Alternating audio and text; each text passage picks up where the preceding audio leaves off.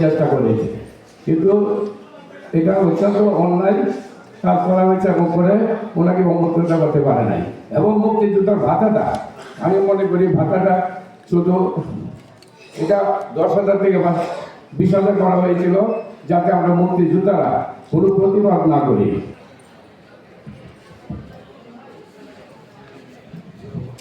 কিশোরগঞ্জ শিল্পকলা একাডেমি অডিটোরিয়ামে আয়োজিত মুক্তিযোদ্ধা, শহীদ মুক্তিযোদ্ধা পরিবার এবং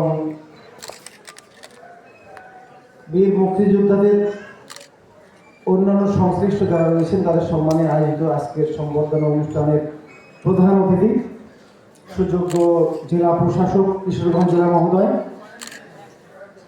সম্মানিত মুক্তিযোদ্ধা কমান্ডার মহোদয়, উপস্থিত আমার সামনে জাতির সূর্য সন্তান হিসেবে পরিচিত বীর মুক্তিযোদ্ধাগণ, শহীদ পরিবারের সদস্যগণ এবং সম্মানিত সুধীবৃন্দ, আসসালামু আলাইকুম।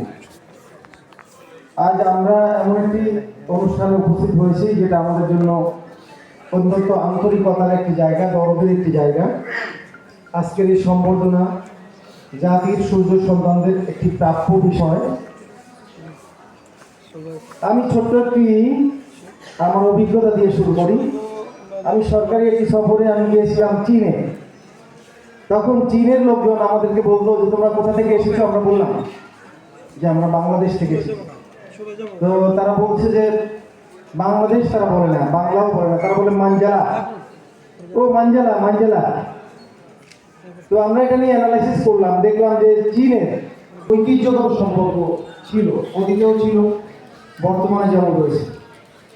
আমাদের ইতিহাসের ধারাবাহিকতা আমরা যদি দেখি, এই বর্তমানে যে বাংলাদেশ রয়েছে সেই বাংলাদেশ স্বাধীন সত্তা পেলেও পূর্ণ যে অস্তিত্ব সেটা থেকে আমরা বঞ্চিত হয়েছিলাম। আমরা মূলত আমাদের পূর্ণ যে অধিকার, সে অধিকার থেকে বঞ্চনার বিরুদ্ধে আমাদের ৭১-এর ঐতিহাসিক সংগ্রাম। আজকে আমরা গোটা বিশ্বে যে অস্তিত্ব নিয়ে বেঁচে আছি, এই বাংলাদেশ পরিচয়, একজন বাংলাদেশি পরিচয়ে মাথা উঁচু করে দাঁড়িয়ে আছি।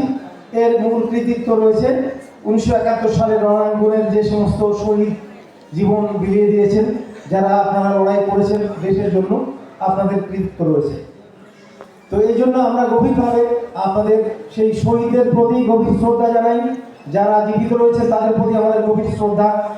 আর আজকের যে আয়োজন, চমৎকার আয়োজন করেছেন জেলা প্রশাসক মহোদয় এবং ওনার চমৎকার টিম।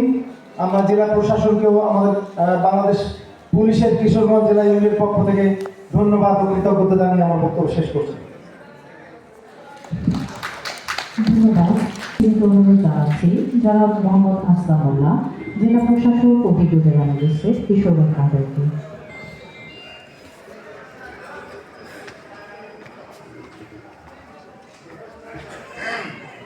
বিসমিল্লাহির রহমানির রহিম। সম্মানিত উপস্থিতি, আসসালামু আলাইকুম। সকলকে স্বাগত জানাচ্ছি জেলা প্রশাসন কিশোরগঞ্জ কর্তৃক আয়োজিত জাতির সূর্য সন্তান বীর মুক্তিযোদ্ধা, যুদ্ধাহত বীর মুক্তিযোদ্ধা ও শহীদ বীর মুক্তিযোদ্ধা পরিবারের সদস্যদের সংবর্ধনা অনুষ্ঠানে উপস্থিত আছেন জাতির শ্রেষ্ঠ সন্তান বীর মুক্তিযোদ্ধা, যুদ্ধাহত বীর মুক্তিযোদ্ধা এবং শহীদ বীর মুক্তিযোদ্ধা পরিবারের সদস্যবৃন্দ। এছাড়াও আরও উপস্থিত আছেন সুযোগ্য পুলিশ সুপার মহোদয়, সিভিল সার্জন মহোদয় সহ বিভিন্ন বিভাগের সম্মানীয় বিভাগীয় প্রধানগণ, বিভিন্ন রাজনৈতিক দলের প্রতিনিধিবৃন্দ, বৈষম্যবিরোধী ছাত্র আন্দোলনের ছাত্র প্রতিনিধিবৃন্দ, ইলেকট্রনিক ও প্রিন্ট মিডিয়া সাংবাদিকবৃন্দ, সুপ্রিয় উপস্থিতি। বক্তব্যের শুরুতে আমি বিনম্র শ্রদ্ধায় স্মরণ করছি বাংলা রক্তবাহী বীর সেনানীদের, যারা ছিনিয়ে এনেছিলেন স্বাধীনতার রক্তিম সূর্য। গভীর শ্রদ্ধা জানাই মহান মুক্তিযুদ্ধের ৩০ লক্ষ শহীদ এবং প্রায় ২ লক্ষ মা বোনের সম্ভ্রমহানী ও বীর মুক্তিযোদ্ধাদের অনন্য অবদানকে। আমি একই সাথে শ্রদ্ধা করে স্মরণ করছি ২৪শে জুলাই গণঅভ্যুত্থানে শাহাদাত বরণকারী জুলাই যোদ্ধাদের, যারা যে সকল জুলাই যোদ্ধার চিকিৎসাধীন রয়েছে তাদের দ্রুত সুস্থতা কামনা করছি। সম্মানীয় বীর মুক্তিযোদ্ধাগণ, আজ আমরা যারা মুক্ত বাতাসে নিঃশ্বাস নিচ্ছি, যারা স্বাধীন বাংলাদেশে বাস করছি, তাদের কাছে আপনারা শুধুমাত্র ইতিহাসের অংশ নন। আপনাদের প্রতিটি রক্তবিন্দু, প্রতিটি ত্যাগ আমাদের হৃদয় চিরকাল ভাস্বর হয়ে থাকবে। আজ যখন আমরা দেশের নানা উন্নয়ন অগ্রগতির পথে এগিয়ে যাচ্ছি, তখন আপনারা আমাদের প্রেরণার উৎস। সুপ্রিয় উপস্থিতি, আজকের দিনে আমাদের বীর মুক্তিযোদ্ধাগণের প্রতি শ্রদ্ধা জানিয়ে আমরা প্রতিজ্ঞা করছি, আপনারা যে স্বাধীনতার জন্য লড়াই করেছিলেন সেই স্বাধীনতা আমরা কখনো ম্লান হতে দিব না। আমরা আমাদের উপর অর্পিত দায়িত্ব পালন করে বাংলাদেশকে সুখী, সমৃদ্ধ, ন্যায়পরায়ণ ও দুর্নীতিমুক্ত বাংলাদেশ বিনির্মাণের সচেষ্ট হব।